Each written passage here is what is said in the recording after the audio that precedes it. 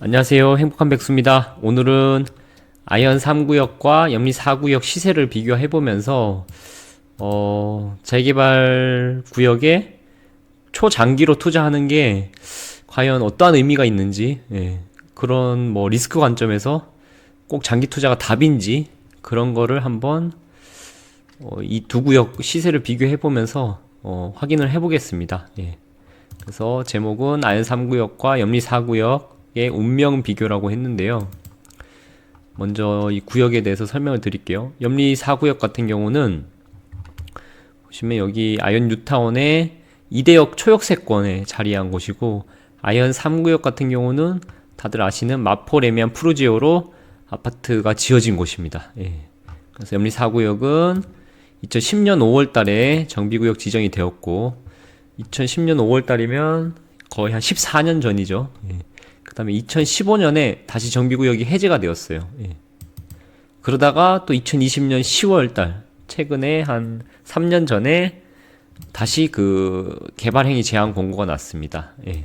이거는 이제 사업을 다시 진행하려고 하다 보니 먼저 일단 행위 제한부터 해놓고 그 다음 단계를 진행하는 거죠. 그렇지만 20년 그 10월 달에 행위 제한이 났으니 그 사이에 18년, 19년, 20년에는 그 염리 4구역 안에 신축 빌라가 집중적으로 많이 생겼었어요. 그래서 그 구역 안에서 이제 단독주택보다는 주로 소형 빌라들이 가벼우니까, 갭이 작고 가벼우니까, 그리고 신축이다 보니까 관리가 용이하니까 이런 물건들을 투자로 목적으로 거래가 많이 되었어요. 이게 염리 4구역의 상황이고요. 아현 3구역 같은 경우는 그 2013년에 마포 레미안 푸르지오로 준공이 되었어요. 당시에 이제 추가 분담금도 더 내고, 입주하는데 많이 힘들었지만, 결국은 어떻게든 입주를 다 끝냈고, 그 뒤로 많은 가격의 상승, 그 시세 상승을 이뤄낸 아파트죠. 어떻게 보면 이 지역의 랜드마크죠. 마레프라고 하죠. 마레프. 자, 그러면 아현 3구역에 이제 국평인 84 타입을 매수를 할 때, 과거에 만약에 2011년에 대략 한 6억 주고, 2011년에서 13년 사이에 6억 주고 매수를 했다라고 하면, 그 매수자는 6억 주고 매수를 해서 최고 20억 가까이 갔었으니까, 22년에는 현재도 한 18억 정도, 6억 주고 18억, 한 3배 정도 시세 상승을 이뤘죠. 염리 4구역 단독주택 같은 경우는 2012년도에 옛날에 매물 검색을 해보니까 그 대지 평수랑 매수가를 비교를 해보면 평당가가 한 2,200만원 정도였어요. 2,200만원에서 최근에는 대략 5천이 안 되는, 5천이 조금 안 되는 그 수준까지 올랐어요. 한 3배까지는 안 오르고 한 2배 조금 넘게, 2배 조금 넘게 올랐죠. 옆에 보시면 이제 참고로 염리 4구역 빌라가 대지지분 5평, 6평일 때 이 시세가 어땠었냐. 19년도에 3억 후반, 그 다음에 이게 많이 올랐을 때는 7억 후반까지. 단숨에 한 4억 정도 올랐죠. 요런 일단 특이점이 있음을 이제 인식하시고 제가 설명을 좀 이어나가 볼게요. 아현 3구역 아까 말씀드렸다시피 6억에 매수한 사람이 한 18억까지 가치 상승을 이뤄냈지만, 염리 4구역 단독주택 같은 경우는 과거에 한 6억 정도의 매수를 했다 하더라도 현재가로 그 평당가로 환산을 해보면 한 12억 정도, 많아봤자 한 13억 정도, 이 정도 가격 상승을 이루었죠. 이게 어떤 차이가 있냐면, 마레프는 이제 힘들었지만, 입주할 때 힘들었지만 상품이 완성되어가지고 신축의 가치 상승분을 가격에 이제 제대로 반영을 받는 거예요. 그래서 6억이 18억까지 갈 수 있었는데, 염리 4구역 같은 경우는 아직도 이게 사업이 완성이 되지 않았잖아요. 중간에 취소가 됐고 다시 추진하고 있지만 여전히 사업적으로는 초기 단계다 보니까 6억에 매수한 물건은 대략 한 12억, 13억 정도밖에 안 되고, 관리도 노후주택이니까 좀 어렵고, 그리고 중간에 그 전세금이 많이 올라가지고 마레프처럼 그 전세금을 활용할 수 있다든지 이런 걸 할 수가 없는 거죠. 이걸 보면 그 가격 상승의 폭이 사업이 진행이 잘 되었냐, 완료되었냐, 아니냐, 그에 따라서 큰 차이가 나는 걸 알 수 있어요. 만약에 염리 4구역에 제가 이제 구역 지정됐다 해가지고 투자로 2012년경에 이제 단독주택을 하나 매수를 했다 치고요. 평당 2천 정도에, 2,200에. 그러고 나서 지금 현재로 돌아오면 한 13년의 세월이 흘렀죠. 13년. 13년이 흘렀는데, 지금 사업이 이제 초기 단계니까, 다시 진행하는 건 초기 단계니까, 앞으로도 한 13년, 예, 뭐, 12년 정도 더 걸리겠죠. 완성이 되려면. 예. 그러면 이 물건의 수익을 위해서 이제 아파트로 바뀌고 나서 수익을 최대화하기 위해서는 앞으로도 12년 더 기다려야 되고, 이걸 매수한 시점으로부터는 총 25년을 기다려야 되는 거예요. 예. 이만큼 그 재개발 투자가 그 쉽지가 않은데, 이걸 무작정 그냥 가지고 오래 가지고 있으면 돈 되겠지라고 접근을 하는 거는 사실상 좀 뭐 투자에서 다른 기회비용을 많이 버리는 것과 똑같은 거죠. 예.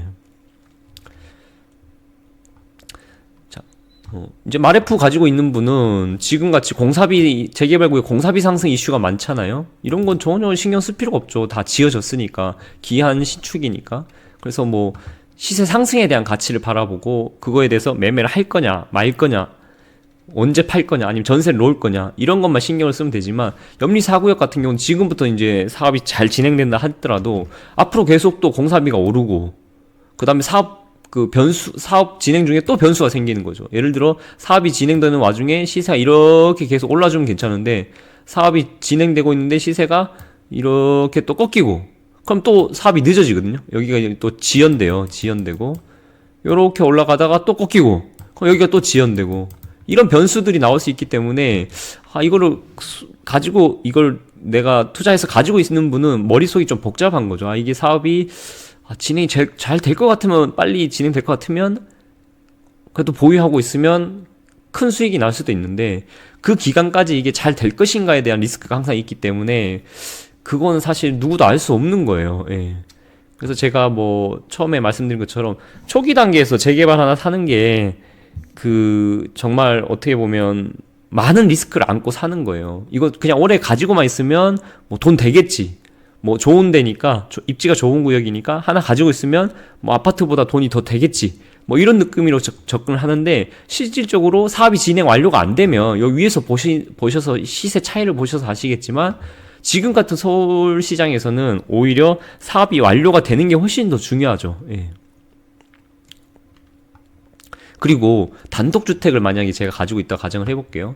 내가 만약에 염리 4구역 대지 20-30평대 단독주택 소유자라면 어떻게 하는 것이 좋을까요? 20-30평대라는 말은 뭐죠? 이거 하나만 가지고 단독 개발이 어렵다는 거죠. 20-30평 가지면 이거 하나만 헐어가지고 다세대 주택을 이제 개발하기가 어렵기 때문에, 사실상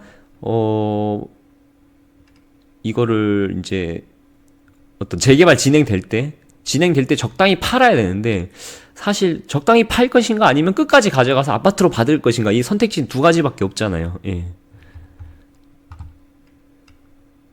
그런 상황에서 내가 만약에 물건을 팔고 나갈 때 내 물건을 그래도 여기는 신축 아파트가 될 거고 조합원 물건이 귀하니까 내 물건을 잘 사주면 다행인데, 어느 시점에 이게 해제됐다 다시 진행이 되잖아요. 그러면 그 중간에 신축 빌라가 엄청 많이 생긴단 말이에요. 그래서 신규 투자자 수요 입장에서는 이게 단독주택보다는 좀 가벼운, 물건이 좀 가벼운 빌라를 많이 사고 싶어 하는 거죠. 예.